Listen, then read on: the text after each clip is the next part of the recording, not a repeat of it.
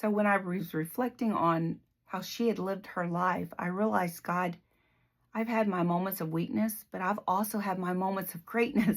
When I said, God, you are faithful. I know you're faithful. I've seen your faithfulness in my life. And God, I will believe you for this regardless of what I see, regardless of how I feel. And he has shown up every single time. And I realized that that kind of faith had become a part of my DNA. And what greater gift could I have than to pass that on to my children? And so I was talking to my son the other day, and he said, Mom, he said, I was just thinking, and he said, I thought if, Dad's business continued the way it was continuing, we would have never wanted for anything. You guys would have gotten us anything we wanted. And he said, I had to think, how would you and Dad have taught us what true faith is? He said, we saw true faith lived out in you and Dad every day. And he said, I don't think that could have been fulfilled had we not gone through this and things that had continued the way they are.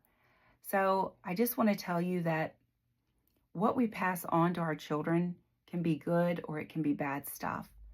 And God has allowed me the gift of passing on the gift of faith in my kids' DNA. I see it in them. I see them say things that they've heard me say and do things that they've seen Kenny and I walk through.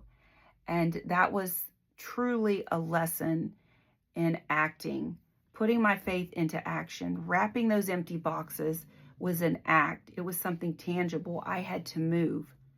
Would God have sent the check? I'm sure he would have. But wrapping those empty boxes was for me and only me. And I am so grateful that I kind of did the crazy thing, right?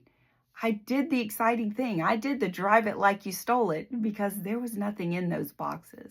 So if you have a need in your life, wrap some empty boxes and believe for whatever you want in those boxes, because God is faithful and he's true, and he never, ever leaves us, and he never fails us in giving us exactly what we need.